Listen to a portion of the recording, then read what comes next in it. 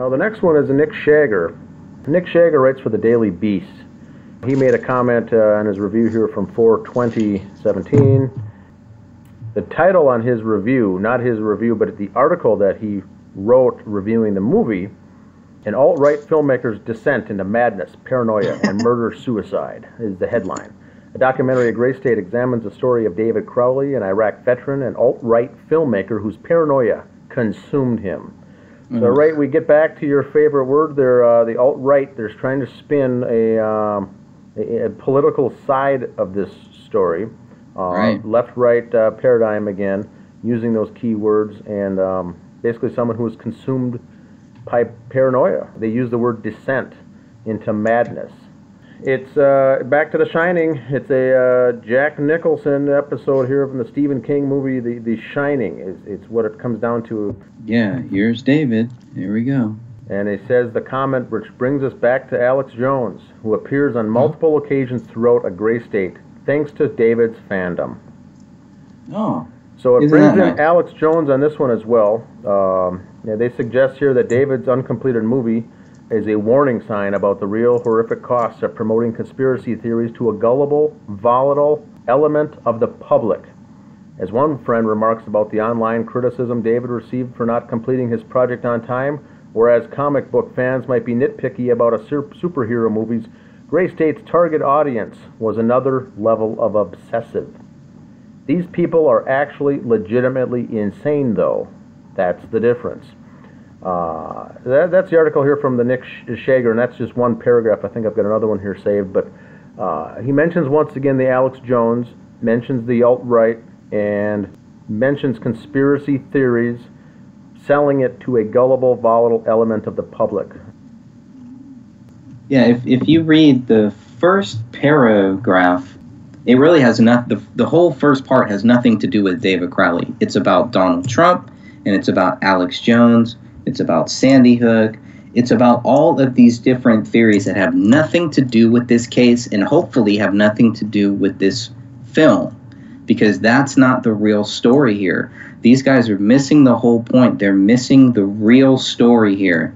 And to me, that is ironic, that these people are in these places where they can write these stories and they expect us to take them seriously, but they will not cover the actual story. And why do all of these reviews sound exactly the same?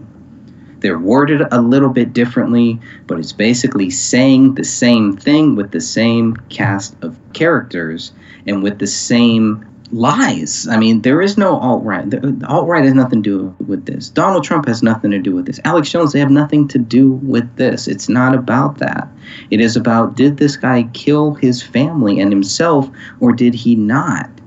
That's what I hope that this movie will focus on. I still have high hopes that it will focus on that. And after we watch this movie, that we will walk away wanting to do more research.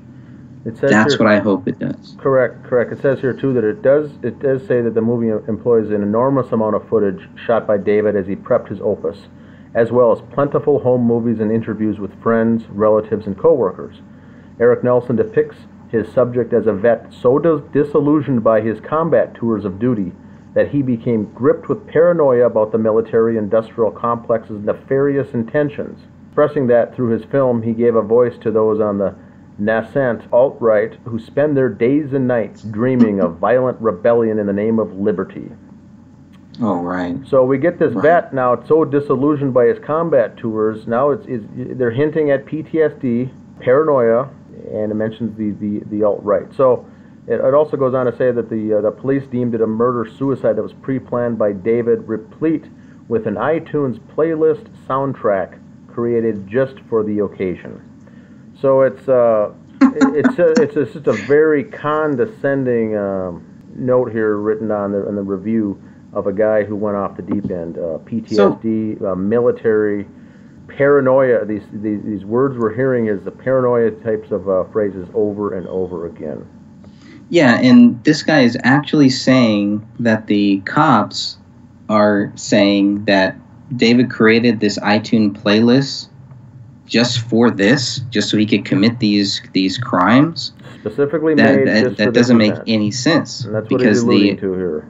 That's kind of what it sounds like. Yeah, I mean, if I'm reading this right, and it says the word pre-planned. So a soundtrack created just for the occasion leads the reader once again to premeditated events and things that were done way in advance to come up with this murderous rampage.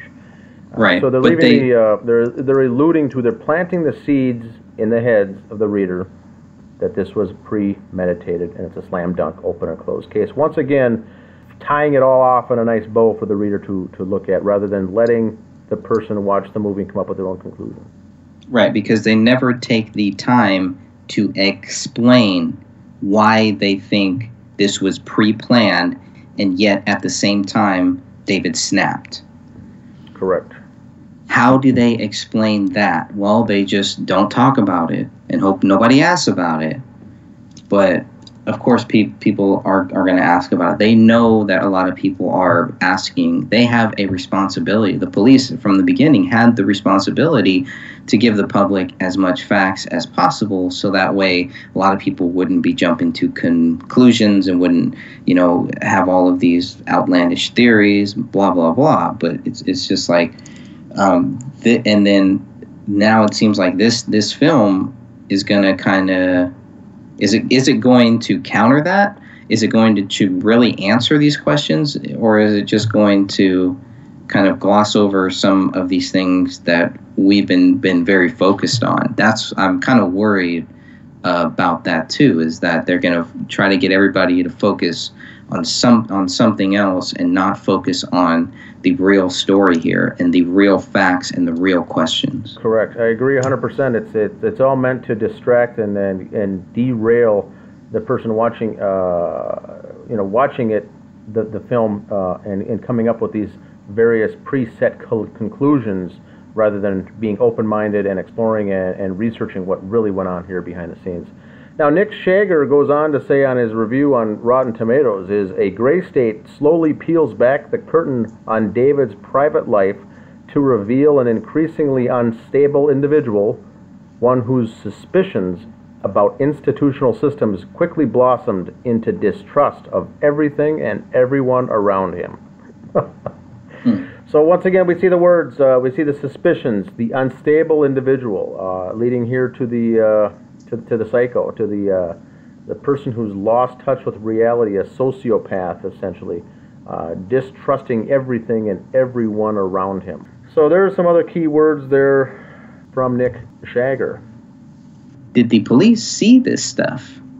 Or is there stuff that people withheld from the police, or just didn't bother to tell them? Well, didn't think that it was relevant. That's a good question, because of this 13,000 hours of information. I don't believe the detectives and the investigators went through all that stuff. It sounds like Erik Nelson and his group got their hands on this information and grabbed all of these hard drives and went through them and came up with the good stuff that was gleaned, and put it into a movie in the format of a documentary. So I think they went through and picked and chose the good items there and turned it into a movie that would sell, that would keep people entertained, but not really tell the story of what happened in that home relating to the murders.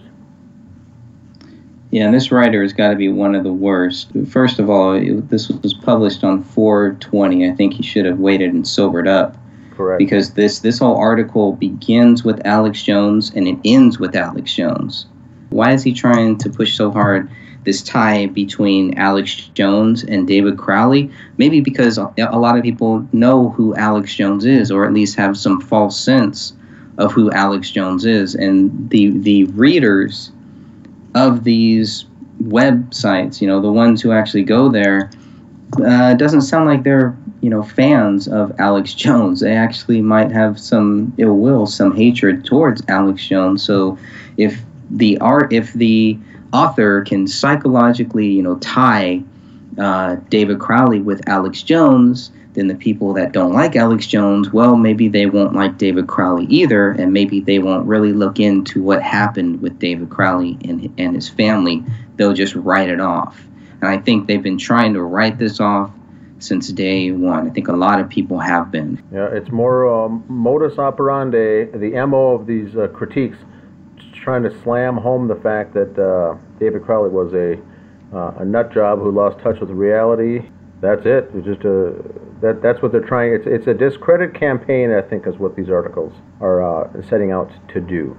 I think the good thing is at least he doesn't talk about our credibility, right? So that's good. Yes.